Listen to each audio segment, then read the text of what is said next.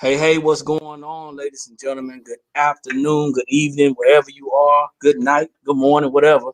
And we are live and direct. We are ready to go ahead and get started here in about less than a minute. We got Miss Quartina Trafford on out of Huntsville, Alabama. I think she calls it Rocket City. And you It got is the Rocket City. Hello, hello. from Columbia, South Carolina, man. So jump on, drop your city and your state, like it, share, and tag somebody. You know the deal. If you've been on the call before, you already know what we expect. Like it, share it, tag somebody. Let someone know that we are sharing financial education. We're sharing financial education information that can actually bring your your business and your personal finances to the next level. So my name is Eric McKinley, Director of Program Development of National Business Builders. Like I said, we got Ms. Quartina Trafford on the call out of Huntsville, Alabama. And I'm going to be sharing this with a couple of groups and a couple of people.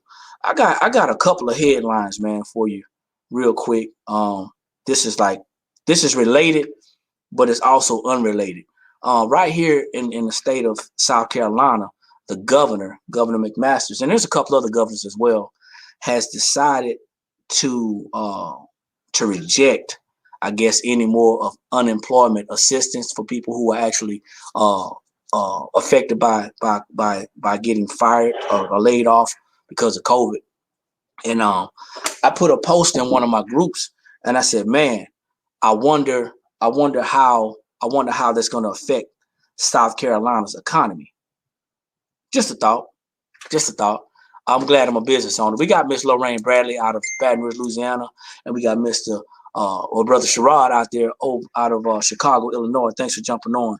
I got a couple more places I'm going to share this thing to, and give me 1 second. I'm basically sharing to some groups that are local in South Carolina, but I'm also sharing to some other groups as well.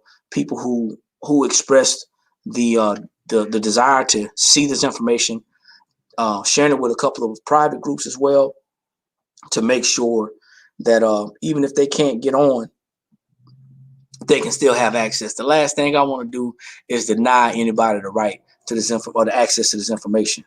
Um, but yeah, it's some things going on, man. It's why it's important.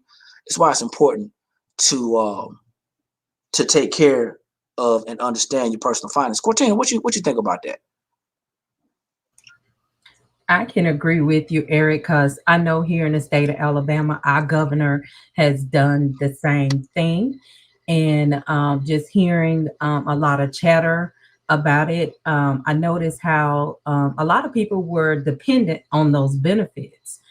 But also, it goes back to the question, were you dependent on those benefits? Were you just being lazy now that everything is kind of opening back up, and not going back out there looking for a job?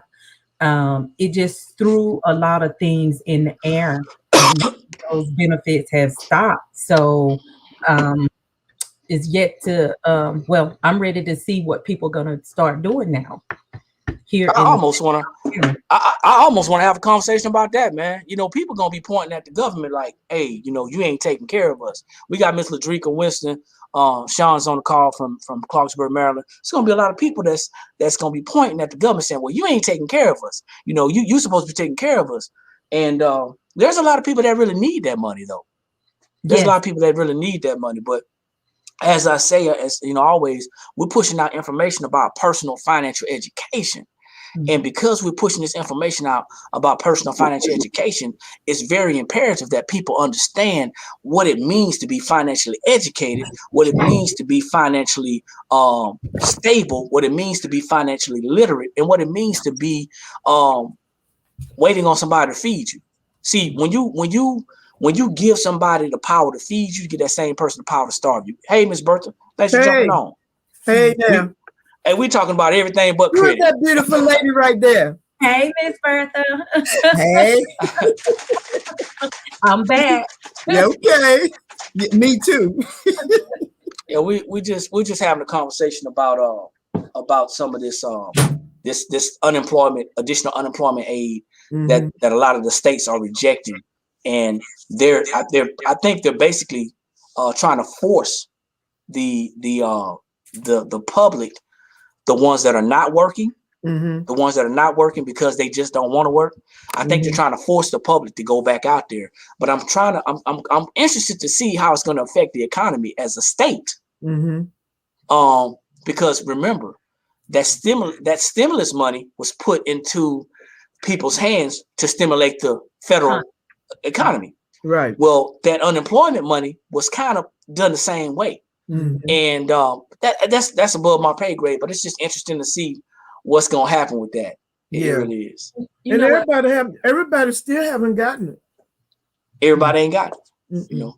But that goes back to what something you just said, Eric. You know, if you give the power to feed you, you also have the power to Yep. starve you. Control. That's right there. Because it goes back to how some folks are still dependent on that government assistance. Now, there are folks out there who needs that assistance because, you know, they could have lost the job, and the jobs that are available now may not, you know, giving them the same kind of money that they were making before the pandemic. So Right. I can understand that. You still have some parents who are still homeschooling their children.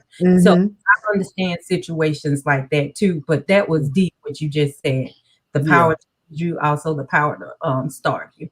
That was deep. Well, you know, you got to think about it like this. It may not be the money that you used to getting, but some income is better than no income. That's true. And so true. It's a mindset.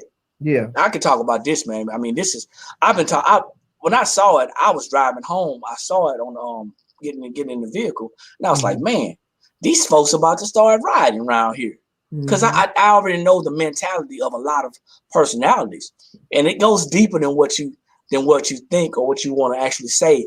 I'm gonna say it later on because you know my following is like that. Nobody really following me, so I'm gonna say ain't nobody gonna even listen to me. So I'm gonna say what I'm gonna say later on, but it's just something to think about. You know, something to think about. But let's get to what we out here for, y'all. We are talking about credit education. If you're on the call, that's what you popped on for. If you don't know it, that's what we've been doing. This is the third day of credit education. You know, just a quick recap. On day one, we talked about mindset. You know, before you can repair, educate, build, repair, maintain your credit, you have to change your mindset. You have to first know why your credit was like it is in the first place. You know, you get these people that say, you know what, I just want to repair my credit so I can go buy something. That's right. You may want to go buy a house. You may deserve. I think everyone deserves their own. Yeah, I do. I believe everyone deserves their own. Me too. Working hard. You know, you're doing what you're supposed to be doing. Take care of your family. Provide. I think everybody deserves that. However, before you jump into bed with somebody, as far as doing some type of credit repair, I believe you need to be educated about it because a lot of people in positions right now that if they get their credit repaired, fixed, or whatever, they're going to end up right back in the same situation 18, 24 months right down the road. So the first class we talked about, ladies, we was talking about mindset. You got to shift that mindset. The second class we talked about was payment history. Payment history makes up 35% of your credit score. And it's the biggest part of your credit score, but a lot of third-party credit repair agents try to sell it as it's the most important. It's the most impactful score-wise, percentage-wise, but it ain't the most important, y'all. And if y'all out there listening, if y'all out there looking, y'all need to pay attention. We got Miss Helen Kemp out of Fort Washington, Maryland, jumped on. I appreciate you jumping on. Credit repair is something that everybody should actually know how to do, at least understand how to read your credit reports and understand what's affecting your credit before you start spending thousands of dollars to give it to somebody to go ahead and fix something that's not even fixed mentally. It's not prepared to be fixed. So with that being said, of course, we got some documents, some slides that I'm going to go ahead and share. So let me go ahead and share my screen. And give me 1 second. Let me pop this thing up. And hope y'all having a wonderful day. Hope y'all had a productive day. I've been held captive in the office for the last, almost 2 weeks now, man. I don't know how I'm gonna act if I ever get a day off, man. I don't even know. You know what I'm saying? I don't even know, but we getting some things done though. We getting some That's things the done up important here, thing. That's the important thing. and we've been staying late too. We've been staying Mm-hmm. late. We're staying here Go about early and stay late. 9:30, 10 o'clock. And the great thing about it is it's hours. Yeah. That's the one thing I tell people. I Hey, can do this for me. that's it. If I had to do this for the military again, man, I probably would hurt somebody. But anyway, so check it out. I'm a national business builders owner. My wife and I, we talk about financial education, both business and personal finance. We help people to build businesses. I'm a part of an organization that has molded us, has grown us to show us what personal finances and personal financial success is. And that's another conversation all in itself. We need to have a talk about that. We need to start changing the way we think about that. But let's talk about credit utilization. Credit utilization is the second factor.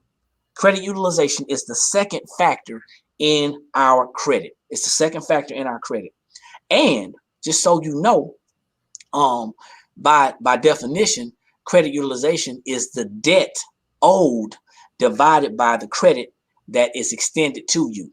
That's the amount of debt that's owed that's divided by the credits extended to you. It's just a fancy word, okay? And it refers to the amount of credit that you have used compared to the amount of credit that has been extended to you by the lender. So basically, if you got a $5,000 credit card, let's say all you got is a $5,000 credit card. That's the only credit you have, and you have a balance of $500 on it. That means that your utilization is 10%. Of course, $500 is 10% of $5,000.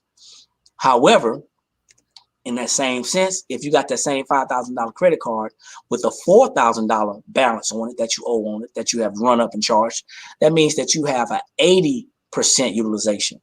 That is no bueno, no good at all. So it's no good. So and I'm gonna tell you, a guy like me who didn't really understand credit, never did understand credit until about 5-6 years ago, how important it really was, because as long as I was able to get what I wanted to get, I really didn't care. That's right. And it's unfortunate because there's a lot of people out there like that because we're not educated. Yeah, but we got Miss Valerie Norfolk jumped on out of St. Louis as well. So just so you know, y'all, once again, we're doing a credit education series, not credit repair. We want you to repair your credit yourself. We want you to become educated, but we're not here to show you how to repair your credit. We're here to educate you on how easy it is and why you should know more about your credit. Okay. So once we talk about this, you need to understand that we're addressing the whole score. Most third-party credit repair agencies are not addressing the whole score. A lot of them, most of them, many of them are only talking about the payment history. Why do I say that? What does that mean? Well, it means this. It means this. If they're only addressing the payment history, let me get this thing. If they only addressing the payment history, right, and you are in a position to where they're addressing the payment history, now your mindset is saying, hey, well, all I got to do is get some letters sent off and I'm good.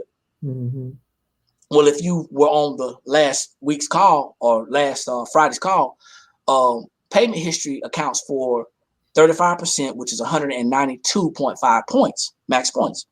Well, there's no way in the world that you can control 100% of your payment history if you started off in a hole, or so you can't control that. But you can control, guess what? You can control 100% of your credit utilization. You can control that. Okay, you can control that. So I want to make that clear, because there's a lot of people out there. You're always gonna have one, Miss Bertha. Yeah, they want to agree to disagree. Not today.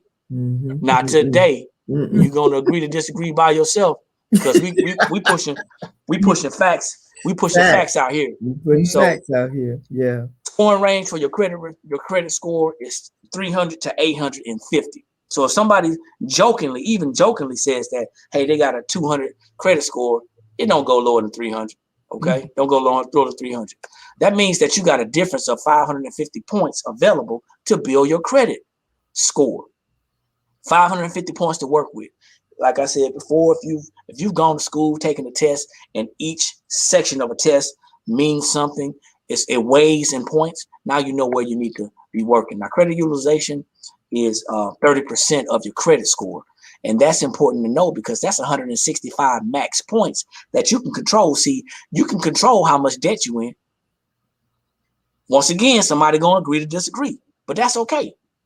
You can control how much debt you in. Now, you may not have a hold on it. Yeah, you can. Ms. Burke, you may not have a hold on it. Yeah. It may be out of control. Yeah.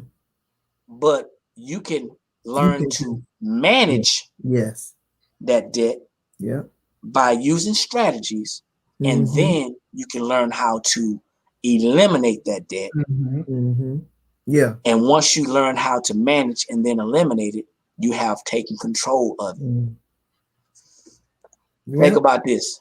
It's out of control. I know mine was out of control. Oh, it's out of control. Mine was running wild.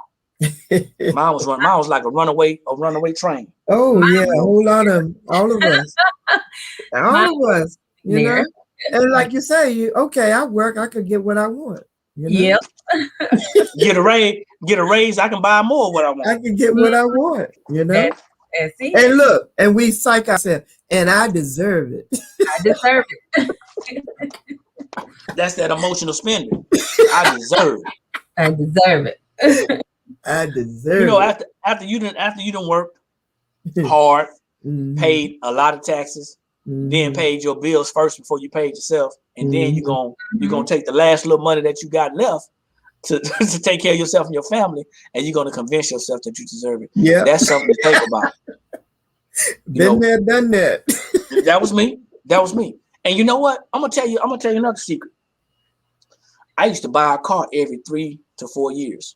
Wow. I know. You know why? Do that. You know why? Here's my reasoning. I had too many miles on it. Oh, okay. Yeah. It was a lot of miles. It was a lot of miles. Well, that was before you met me. I wasn't riding like that, but I had a lot of miles on it. Or guess what?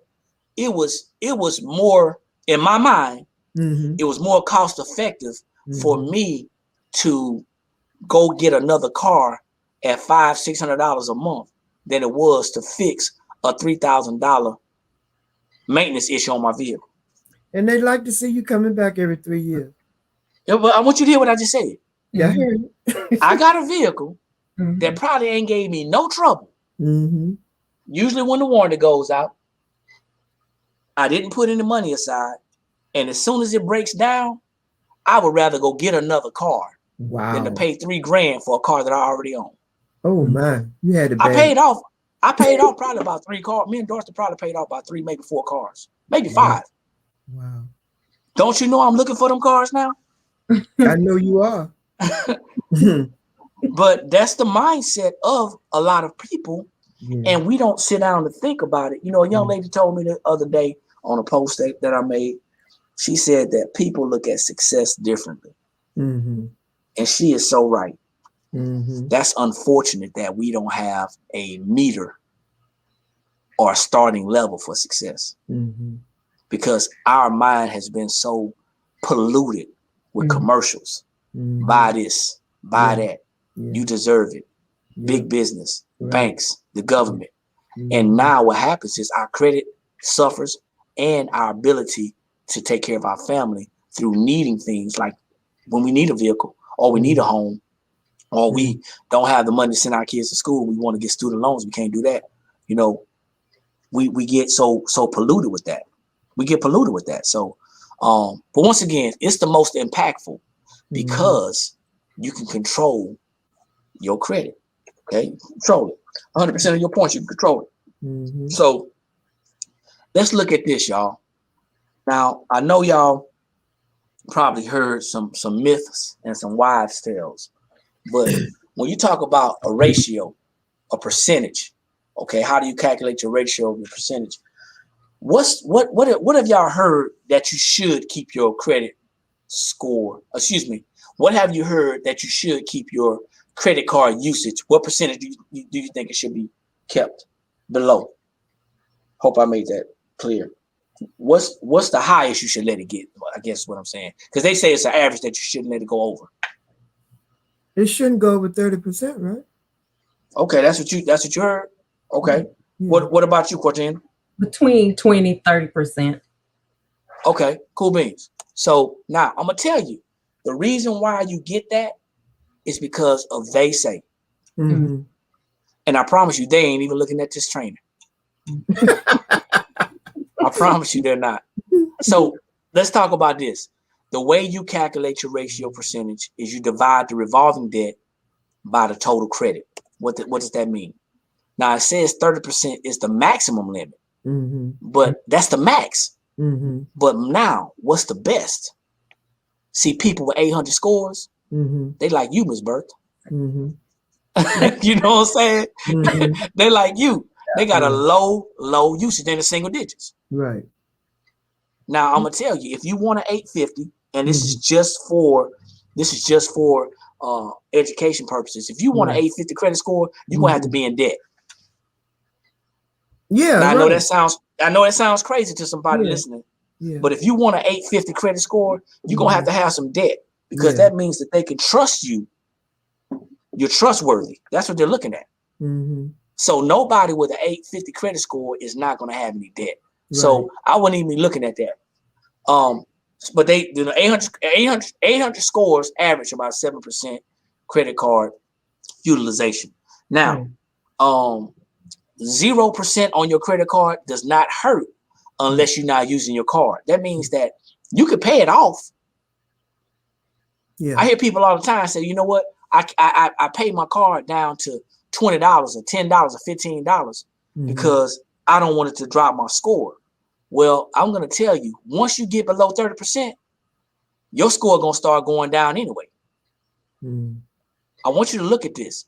If you have a balance on your credit card, Mm-hmm. your score is going to be kind of up there because you're Okay. using debt. Right. You're using debt, and they're knowing that you're using debt. Now, there's a couple of things that you can do if you have, especially if you have more than one credit card. You can rotate your credit card usage. Let's say you Mm-hmm. got three, and you Mm-hmm. use one in January, one in February, one in March, Mm-hmm. and you pay them all off before the Mm-hmm. the interest hits, but you still are using that credit card and showing that you're using it. Right. There's a couple of tips we're going to share later on in the training. Right. The utilization is based on revolving credit, not installment credit. Mm-hmm. What do I mean? Revolving.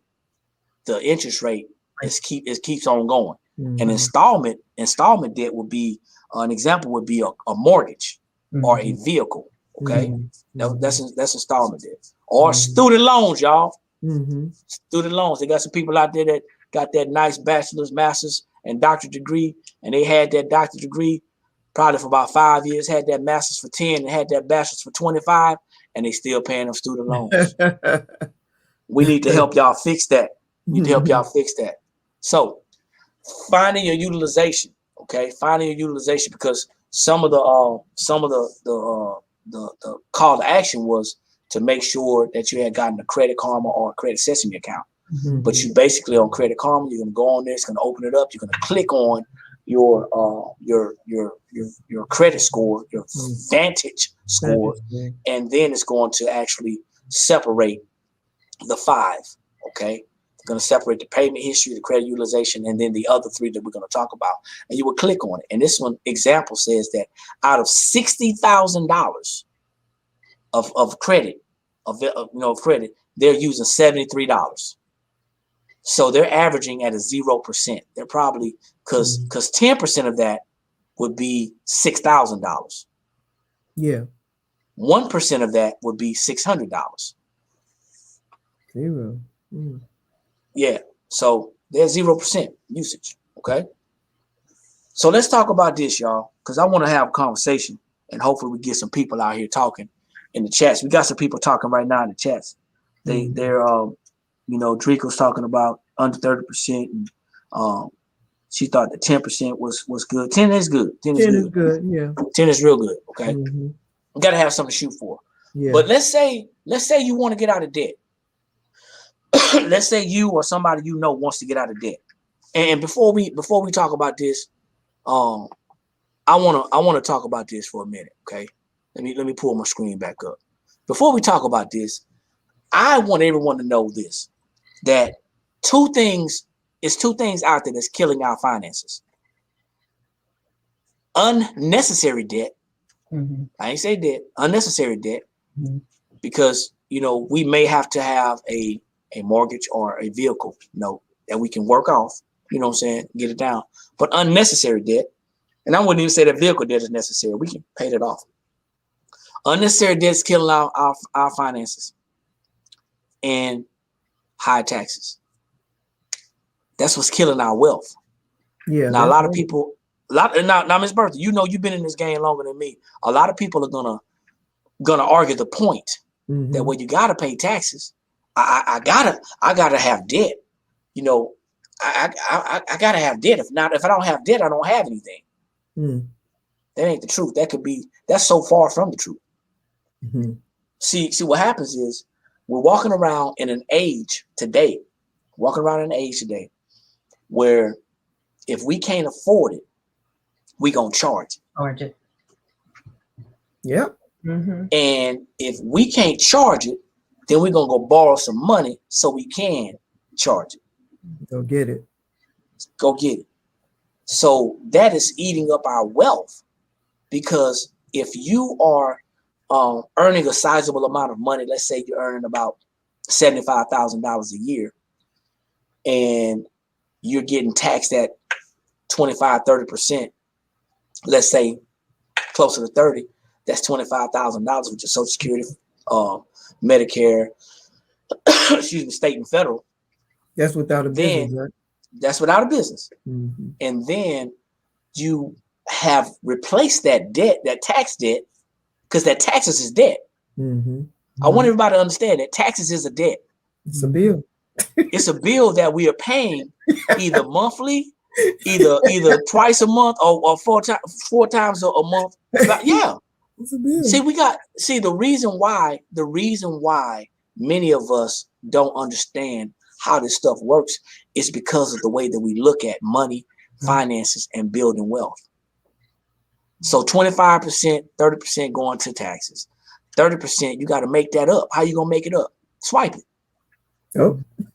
You're gonna swipe it. So now you sitting there and you down to $25,000. So not only did you pay your debt, but you're gonna go and make new debt to get the stuff that you deserve, that you need, that you want. You see what I'm saying? I gotta have it. It's the new. I gotta have it. And I crack jokes, and a lot of times I do that because it kind of makes it go. I think it makes it go a little smoother because we've all made bad decisions or questionable decisions with our finances. Especially pre-education about finances. I made a lot of issues, a lot of bad decisions, and I tried to do my best to talk to people who are younger than me who may listen, and people who are my age who may listen. But it seems to be the same old thing for the most personalities. If it's not their idea, it ain't a good idea. So you gotta be like the Gap Band. You gotta burn rubber. You drop the bomb and you burn rubber. Leave them where they are. Drika said cash and carry. Yeah, you get put in a position that you have to pay cash for everything. And guess what? Now you're living out of envelopes. That's only gonna last for so long. Somebody gonna catch that joke in a minute. Somebody catch that in a minute. But it's pre-education. I don't know everything. I'm not gonna proclaim to know everything, but I know now what I didn't know. Right. Me too. And what I didn't know was a whole lot. Yeah. And I put my family in jeopardy because I made dumb decisions. Yes, we all have. I made stupid decisions because of stuff that I wanted. Now, I'm not calling nobody else out there stupid or dumb. I'm telling you what I did. I made stupid and dumb decisions because I just couldn't. Listen, I'm gonna go this far because I hope they're looking. I hope they're watching. I hope this person or these people are watching. I made a post because I knew this was coming up. Remember, credit utilization has to do with your revolving debt. We're going to get back to the presentation. Don't worry about it. Credit utilization deals with your revolving debt. And if you can pay, for the most part, if your credit is questionable, if you can pay down that revolving debt, then by default, your credit is going to go up. Yeah. So I did a poll in one of my groups.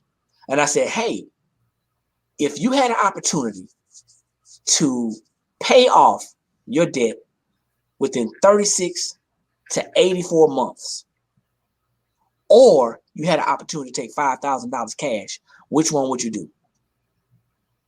Now, because I'm not a popular person, only 2 people participated in the poll.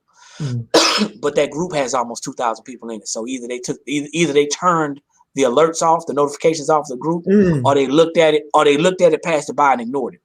But the two people answered that they would take the $5,000. They would reject a plan to get out of debt in 36 to 84 months. And for those of you who are out there listening, that's 3 to 7 years being debt free. Now, I did my math, and I'm a numbers guy. If 2 people said that they would have taken the $5,000, flip the script, I needed 8 more people to give me a 20%, a 10 or 20% of people that would have said I would have opted to get out of debt with a guaranteed plan to get out of debt. Because only 20% of the people that would have said that, because 80% of the people out there already living paycheck to paycheck. Do your numbers. If 80% of people living paycheck to paycheck, 6 more people would have probably said, I'll take the $5,000 right now. Probably would have blew it real fast, still been in debt, and that debt would have passed on to their kids. Something to think about.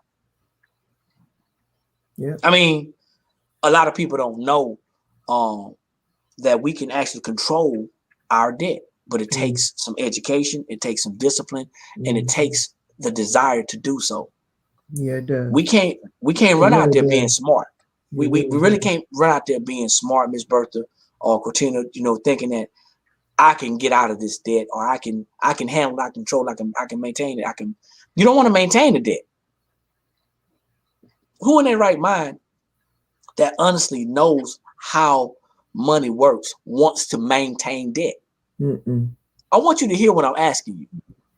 Why would you want to maintain debt? We should be maintaining a standard of living, not maintain a standard of giving away to the government or the big business or the banks. See, there's some people that really should be on this training, but because of time, I don't have any priorities, not mine right now, or I can figure it out on my own. They're not going to show up. Sometimes it is the messenger. But here's what I got for those folks. I wish you well. We're going to keep on moving. I wish you well. But there's nothing that you're going to do that's going to change until you change your mindset and the understanding of how money works. And fixing your credit ain't going to fix your finances or your mentality about finances. That's right. So what we're going to have to do is we're going to stop making excuses for people. Got to stop making excuses for people. Talking about that's how they was raised or that's all they know. Technology, man. There's too much technology out here. Too much technology out here. So that's where we at. So we're talking about getting out of debt, Miss Bertha, Cortina. We're talking about getting out of debt. And for people who want to get out of debt, there's a couple of methods.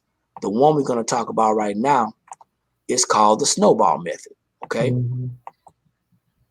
Called the snowball method. And that's the fastest way to eliminate your debt. So I'm going to talk you through it a little bit. Okay. Snowball method was a method that was made famous by a gentleman by the name of Dave Ramsey. Dave, I'm hearing that Dave is a man of faith, and I have nothing against Dave. He worked his way into the church organizations, and he used the scripture that we should be lenders and not borrowers. And them pastors that didn't know about money, they sucked that up. They took it and they ran with it.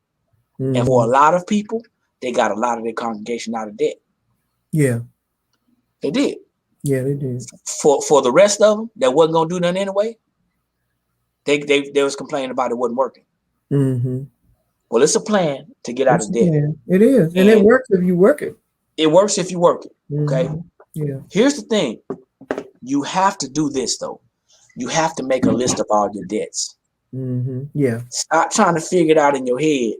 Well, I owe JCPenney's, and I owe Macy's, and I owe Belk, and hold up, I owe You Oh, can't remember. You can't remember oh, that I got a stuff. MasterCard, a Visa. If you can't pay your bills on time, if you got all that red on your payment history, you need to write this thing down. Yeah. You got to write it down and make it plain. That's another thing another word that comes from the Bible. That's a word. Yeah, Write it down and make it plain, yeah. so that people that's after you can actually continue to march. Right? They can continue Run the with mission. it. Yeah. They can run with it. So you got to make a list. So now you want to write the balance. Now I'm gonna go a little further. You want to write the balance next to each debt, and also write your monthly payment.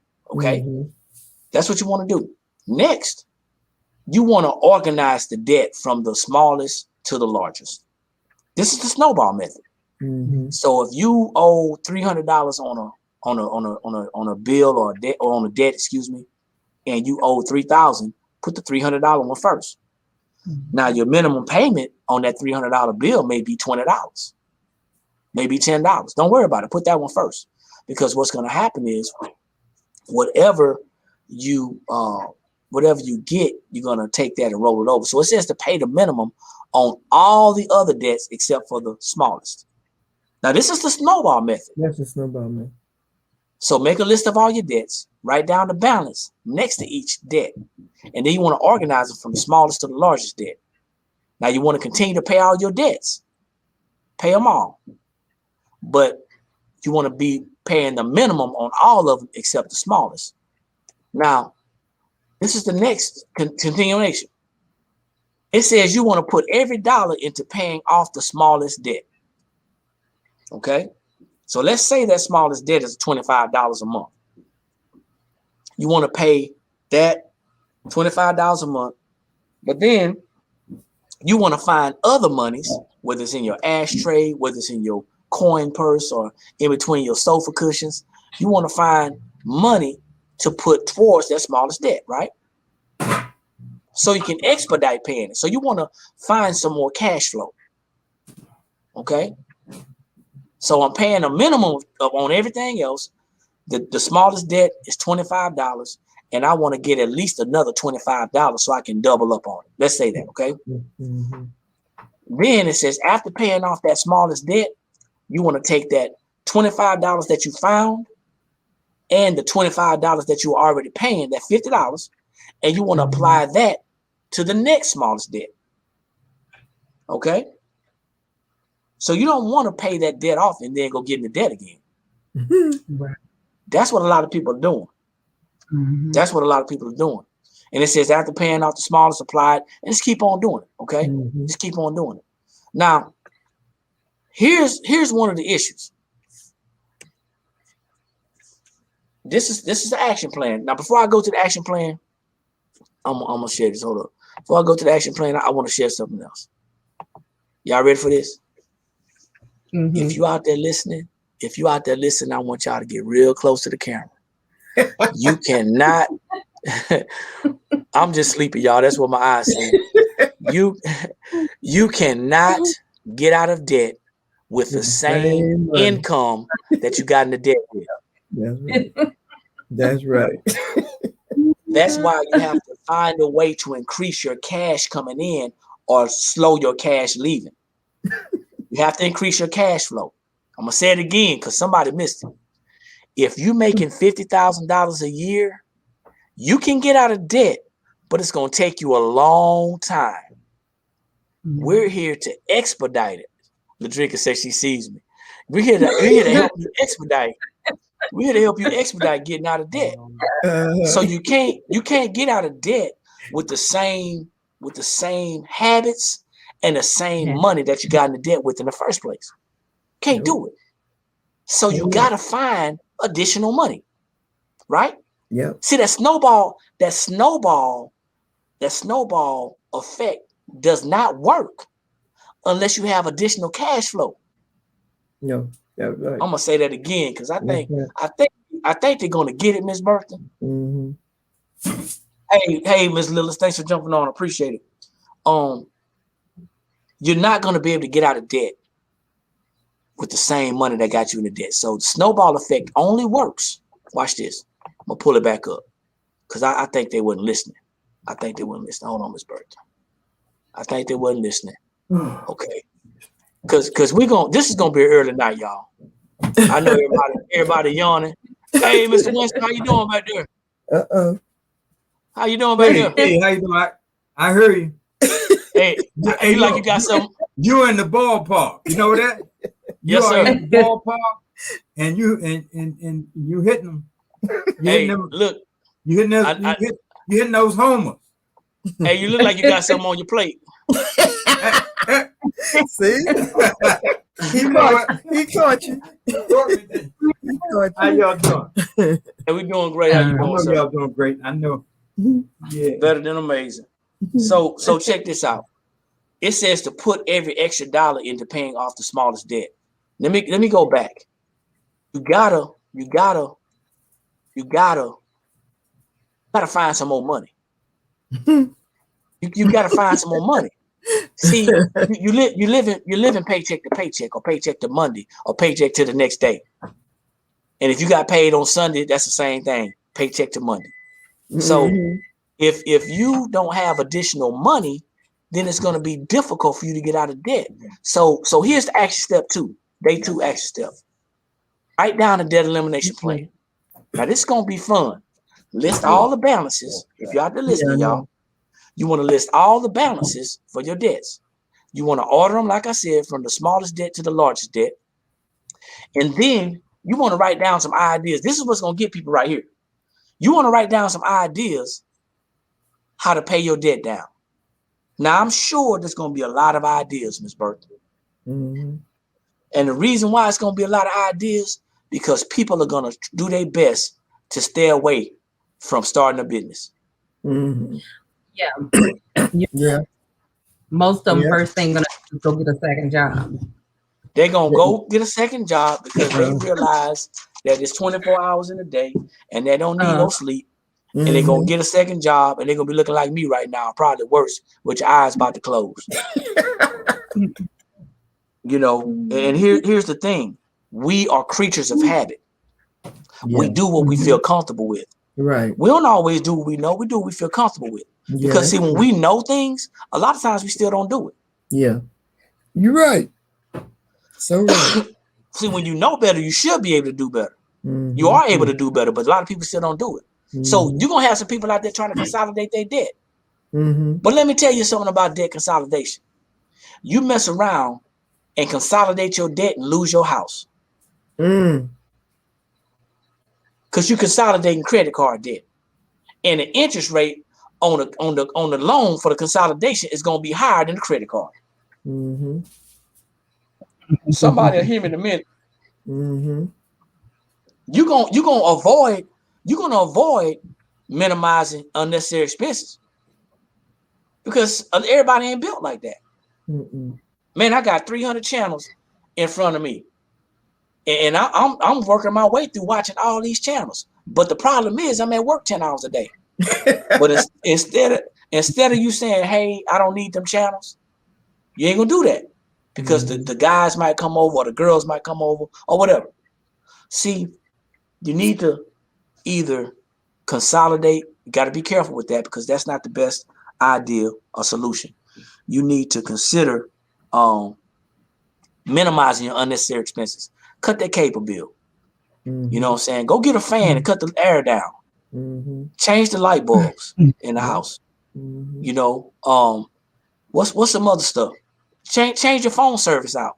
Ain't nobody calling you anyway. Get another number. Get a boost. If you're serious about getting out of debt, stop eating out as much. That's what I was about to say. Stop eating out. Yeah. You know, it's a lot of things you can do. So then, here you go. Increase your income. You can increase your income. You can go to your job and ask your boss for a raise. Now, after he finished or she finished laughing at you, and you back out, you know what I'm saying? You walk in there with your head up and you back out with your head down because they done laughed at you. Then you can go and get you a part-time job. But what I'm going to tell you is this. They don't have part-time hours in the day. It's only 24 hours in the day. Ain't no part-time hours. So why would you go and get a part-time job? Somebody will get in a minute. 2 jobs are for 2 people. And it's gonna put them in a different tax bracket.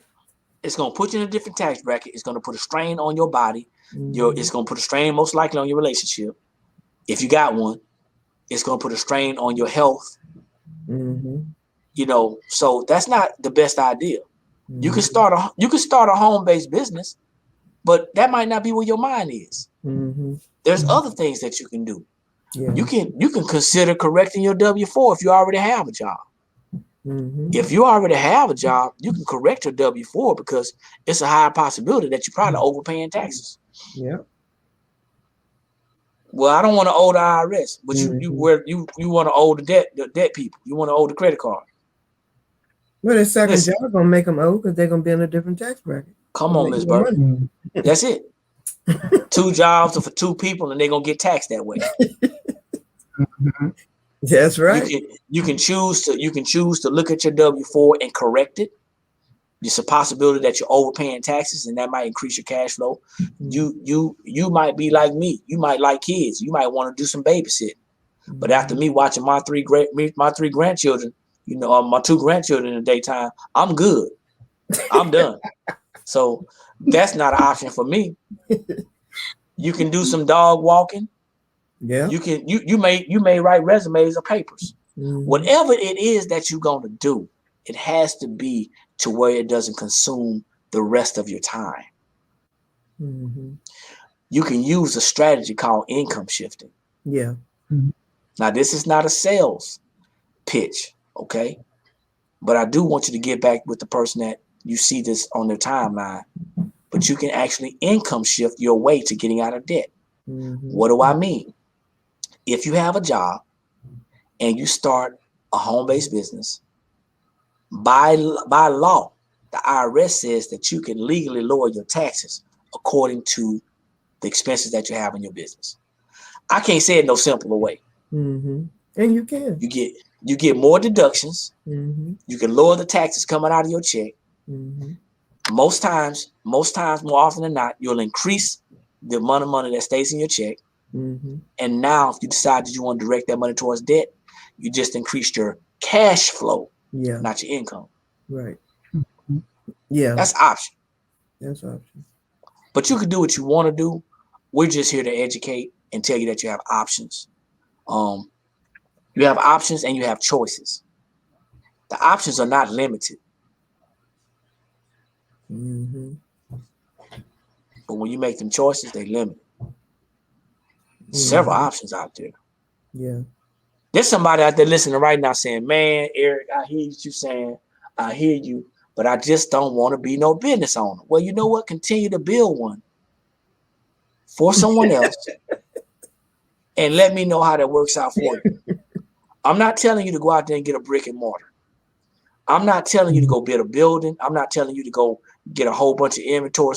Use a strategy known as income shifting that's going to allow you to lower your taxable income, lower the taxes that's coming out of your check, take that money and shift it, that income, and shift it towards debt, towards investments, towards emergency fund, towards living a better life, traveling, whatever. That's a viable option. Mm-hmm. But we out here talking about how you can actually become more educated on your credit, and people don't realize that taxes affect your credit. Oh, yeah. Yeah.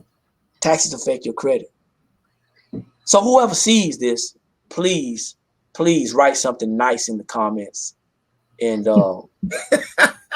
write something nice in the comments like, hey, you know, that made sense, or yes, I understand. I'm still not ready to change my lifestyle, but I understand and it makes sense. I can appreciate that. Mm-hmm. Because it is a lifestyle change. It's a shift. Mm-hmm. That's right, Brother Sherrod. It's all facts, man. Mm-hmm. You know, for somebody who says that they don't have time, it's 24 hours in a day. Mm-hmm. That's 168 hours in the week. That same person goes to work on average at 1,920 hours a year. Rounded up to 2,000 hours a year you have worked. Now, the average person that's at work, at an 8-hour day, the average person at work, I promise you they're not gainfully employed for all 8 hours. Mm-mm. And for you guys who like to smoke, you taking them 2 15-minute breaks and sneaking in 2 more behind. For those of you who like to steal away and snack, Sneak in 2 more. because I was a snack a lot guy. Snack like they're gonna give me 30 minutes for lunch. I'm gonna take 35 or 40. You know, there's time. There's time that you can work on yourself. And I'm just saying, if you're serious about it, we can actually put you in the right ballpark and point you in the right direction. You know, there's a lot of people who don't know or are not willing to do something different. It is really imperative that you don't pass these habits along to your children and your children's children. It's important. So, Miss Bertha, I'll give it to you first. We're coming around the third base, and we about to hit home. And you got a girlfriend, or you got a guy friend, or a family member that's out there listening. And y'all might be around the same age. They might be younger.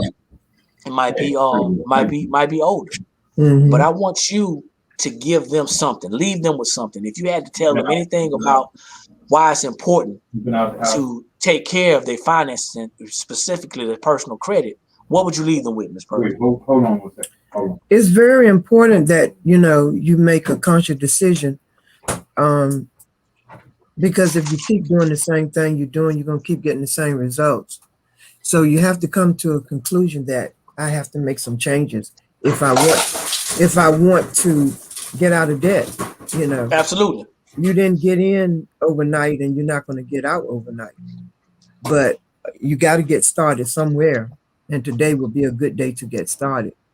So the education is so valuable, and you may not understand it all, but there are the facts are there.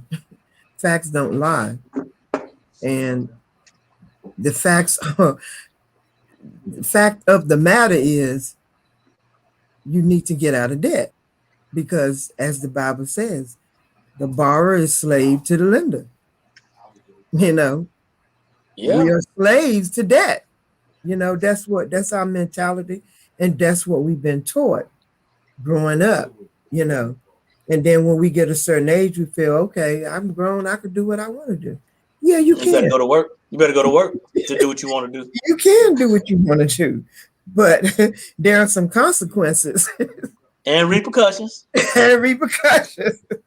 You know, if I knew this information early on, I would be in a better position, you know. But thank God I did come in contact with it, and I got educated. And once I got educated, I started doing something about it. And that's what has helped me financially.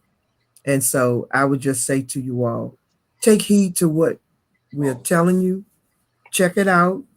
The facts are there. I don't know how many more facts you need, but do some more research and get started today.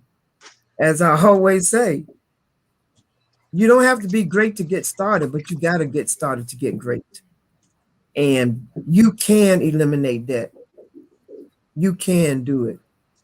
And I encourage you to do it, because the government wants to have control over you. And that's why they giving you those little Band-Aids. That's what I call them. But they're going to run out, you know. How much money can they keep giving you? They're already in a deficit, you know. So, hey, it's going to run out. So let's be wise and good steward over what God has blessed us with. That's my encouragement to them. Well, thank you, Ms. Bertha. I appreciate it, because, you know, like I said, that credit utilization, that is huge. And that is a part of getting out of debt. And when we start looking at trying to chop up different things in our finances and say, well, I just want to focus on this, I just want to focus on that. No, we have to focus on everything collectively to actually improve our finances. Even though credit is a huge part of it, it's not the only part of it. So thank you for that. Ms. Quartina, they out there looking at you. They saying, hey, they're saying, hey, what you gonna say? You know, what you gonna say to us? Because We know you've been talking about this, but today might be a different day. What you gonna say? Well, what I'm going to say, because I hope they are out there looking at me, I would say first start with retraining your brain and reset your mindset. We always talking about changing our mindset. Okay, let's not say change your mindset. Let's say reset your mindset. Retrain your brain. Let's think differently. Let's go back to understanding what we've been talking about, the whole makeup of credit, understanding how the utilization works. I can attest, I was not knowledgeable on that. I was just out there myself, just spending. My credit score was good, paying my bills on time, but I started seeing my credit score go down, down, down because I was doing a lot of emotional spending, not just for myself, but for everybody else around me as well. So, but until I got introduced to some information, I start pulling myself out of that hole and I start retraining my brain and, refocusing my mindset. And within the last year, I've seen about a 20% increase in my credit score where it had dropped. I was that high 780, 90 girl that dropped down to 700, almost 600, but now I'm back up that way because I'm refocusing. And that's just being transparent about my own personal situation. So you first have to start and be honest with yourself. So once people start being honest with themselves, I think their situation will improve. Yeah. I appreciate that, and you're so right. Understanding, retraining our brain is going to take. For some of us, it's going to take a lot because these seeds are so deeply planted, so deeply rooted, to where we still talking about what mom and daddy said. They ain't worried about no credit. But it's like this. If you have a child and you allow your child to quit as a child, and that child is not introduced to anything other than quitting or being allowed to quit as they grow up to a young adult into an adult, they're gonna be an adult and they're gonna be quitting then. Yeah. Here come the next thing that ain't gonna like, Miss Bertha. It's a lot of quitters out there. It is. It's a lot of quitters out there. And we just need to call a spade and stop taking up for quitters. That's true. Yeah. Because if you're quitting on yourself, that's cool. That's what you want to do. But you're quitting on your bloodline. You're quitting on your generations. Your kids can't fend for themselves. They struggling through the pandemic, trying to adjust to school at home on a computer. Right. Some of them just got a computer and had to go to school. I mean, some of the things that we're going through are totally unnecessary. But if we quit as a child, we grow up to be a quitter as an adult. We want to help to change the dynamic. We got to stop making excuses for adults. Stop talking about, it is what it is. No, it ain't. There's ways out of this thing. Yeah, it is. And it comes from education. Now, I'm a delivery guy. And sometimes the package get bent up by the time you get it. You know what I'm saying? But all I did was take it off the truck and give it to you. If you don't like how the package sitting, you need to go talk to the man.